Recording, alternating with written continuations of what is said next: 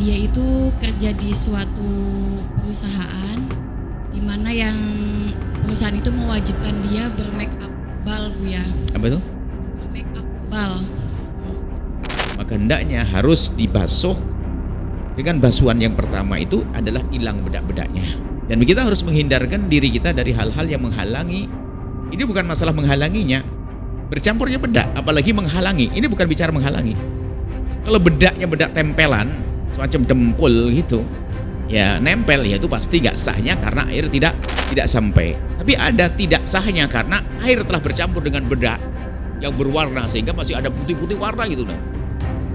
Itu berarti itu kan sebetulnya airnya telah bercampur dengan bedak, atau memang airnya tidak sampai ke kulit karena terhalang oleh bedak, itu tidak sah.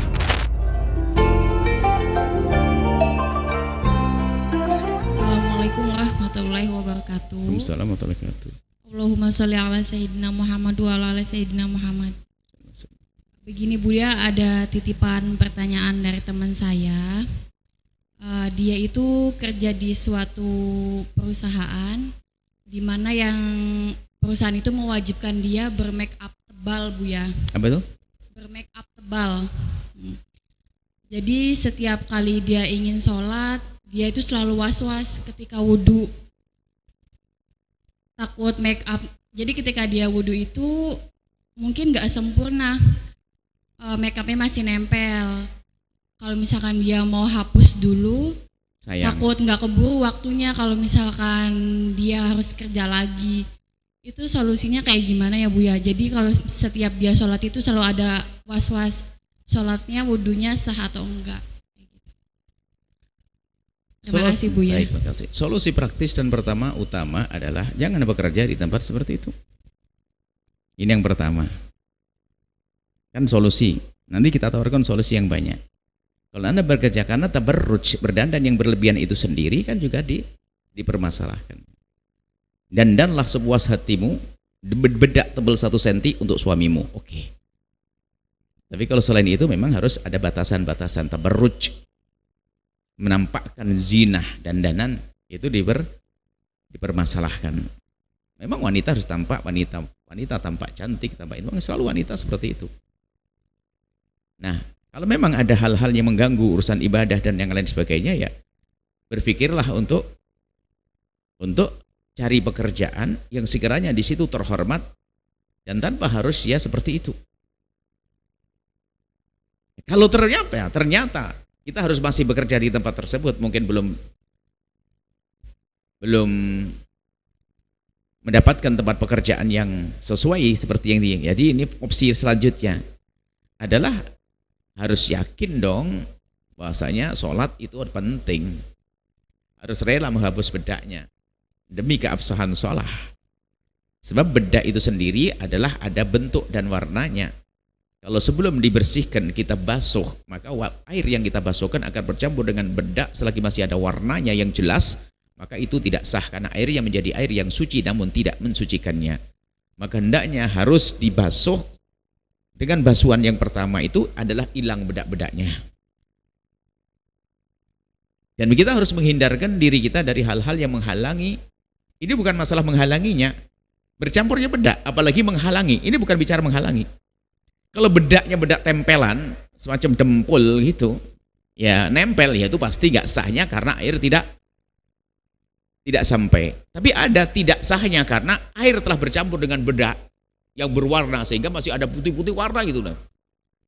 Itu berarti itu kan sebetulnya airnya telah bercampur dengan bedak, atau memang airnya tidak sampai ke kulit karena terhalang oleh bedak, itu tidak sah. Kadang-kadang ya kita sayang kumur aja itu kadang-kadang berat gara-gara habis makan, gurihnya sayang dong kalau kumur kan begitu. Makanya kalau mau kumur jangan makan kacang dulu, nanti setengah-setengah kumurnya. Apalagi urusan bedak, ingat make-nya mahal lagi, ribut lagi dan itu. Maka harus rela berkorban. Saya harus hapus make up saya. Kemudian setelah itu memasang lagi, ini babnya beda. Kalau memang harus bekerja di situ, belum ada tempat yang lain. Sholat harus bersihkan dari itu semuanya. Karena kita mencari ridho Allah. Gak sah kalau tidak dibersihkan. Seperti itu. Kok susah? Oh enggak dong, karena sebetulnya Islam lebih dahsyat dari itu. Anda sebagai seorang perempuan itu seharusnya nggak harus begitu. Cukup kau cantik di rumahmu, dandan, mapan, apalagi itu. Pokoknya hanya senang-senang di rumah itu. Nggak usah pakai capek-capek, aslinya begitu. Kau bilang kok nggak enak Islam, yang enak lebih dahsyat lagi Islam. Tugas suami aslinya kan begitu. Cuman kita ingin menyempurnakan, bolehlah menjadi wanita yang ikut berkarir, bekerja dan sebagainya. Tetap ada aturan dan tata keramanya, yaitu menjaga kehormatan, pekerjaan yang halal. Terakhir menjadi tidak sombong. Kalau harus bekerja tetap syariat di nomor satukan. Ibadah, sholat, tepat waktu dan seterusnya.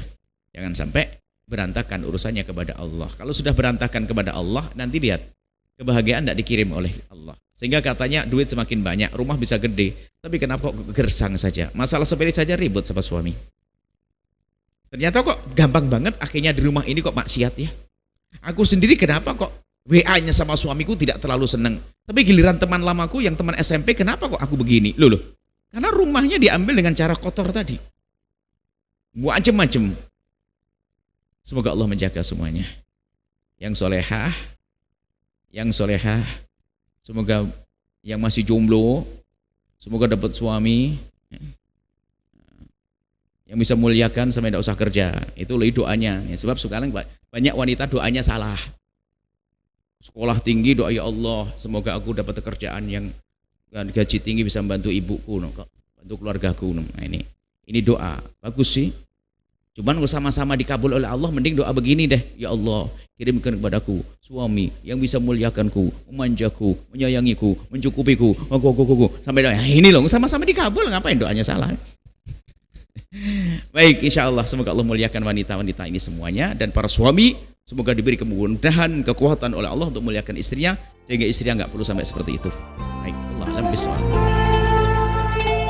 Sahabat Al-Bahjah TV, setelah menyaksikan video ini, jangan lupa bersolawat kepada baginda Nabi Muhammad.